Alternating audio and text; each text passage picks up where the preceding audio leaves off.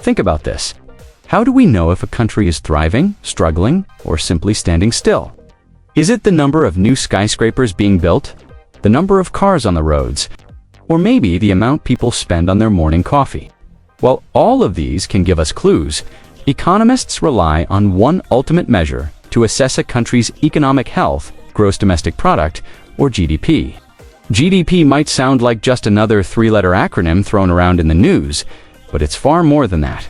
It's the economic report card of a nation, a snapshot of its productivity, and in many ways, a reflection of the lives of the people within it.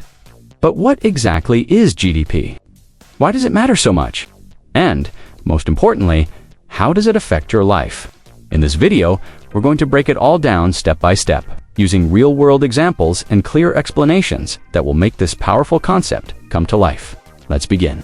GDP stands for Gross Domestic Product, and at its core, it's the total monetary value of all goods and services produced within a country's borders over a specific period, usually a year. Imagine it as the sum of everything a nation creates, from the cars rolling off factory assembly lines to the bread baked in local bakeries, and even the services provided by your favorite streaming platform. It's all counted in GDP. For example, let's look at the United States. If the country produces $25 trillion worth of goods and services in a year, then its GDP is $25 trillion. That number represents the size of the economy, a benchmark for comparing the economic power of different nations. But GDP isn't just a number on a chart. It tells a story about how resources are used, what people value, and how economies adapt over time.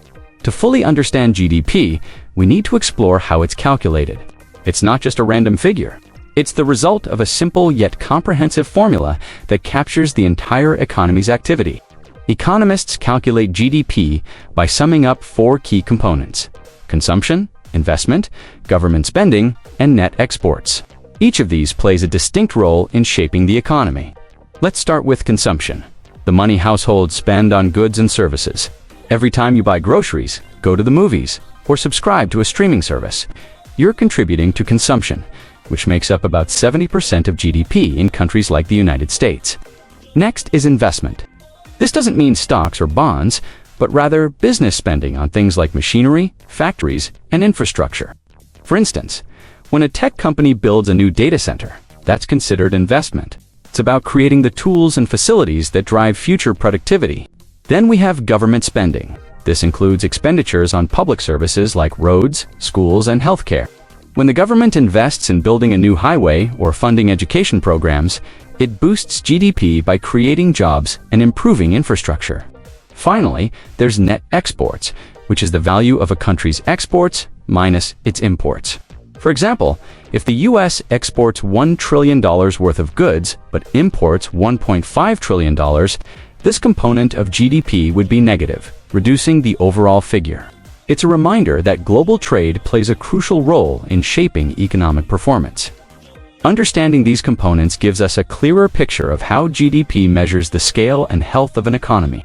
But not all GDP figures are created equal, which brings us to the distinction between nominal and real GDP. Nominal GDP measures the value of goods and services at current market prices without adjusting for inflation. It's useful for capturing the raw numbers, but it can be misleading if prices rise significantly.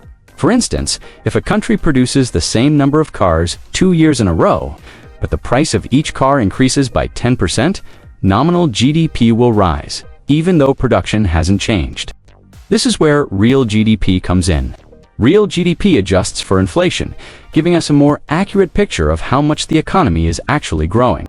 Using the same example, if inflation is accounted for, real GDP would show no change in production, highlighting that the growth was purely.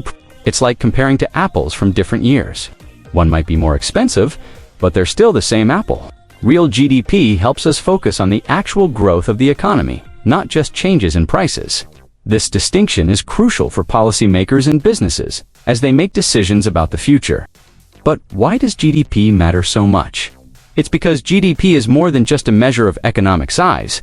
It's a tool for understanding progress and making decisions. For governments, GDP helps shape economic policy.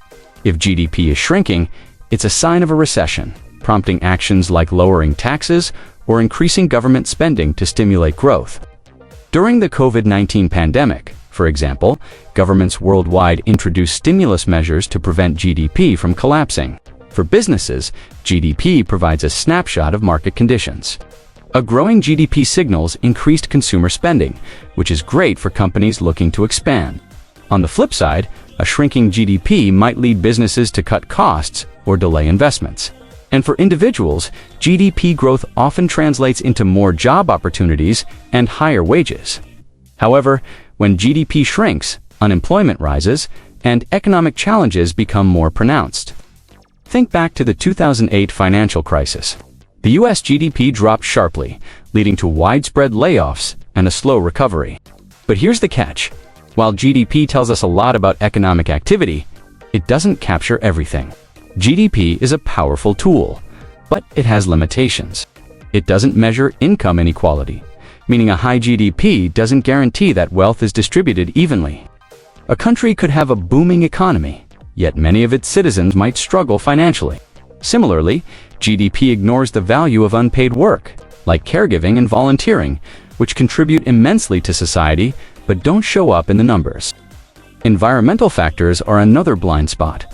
A country might boost its GDP by producing more, but if it comes at the cost of massive pollution, is that really progress? These gaps have led to alternative measures like green GDP and gross national happiness, which aim to provide a more holistic view of economic and social well-being. Despite its imperfections, GDP remains a vital measure for understanding where a country stands and where it's headed, and it's deeply connected to other aspects of the economy, like taxes, which play a crucial role in funding public services and shaping fiscal policy. Understanding GDP is like learning the pulse of the economy. It's a measure of its health, growth, and resilience. It shows us how goods and services flow through society and how nations allocate their resources. But to fully grasp its significance, you need to see how it connects to other economic concepts. Taxes, for instance, are a critical component of government spending, one of the key elements of GDP. Curious about how taxes work and why they matter? Be sure to watch our next video, How Taxes Work, a simple guide.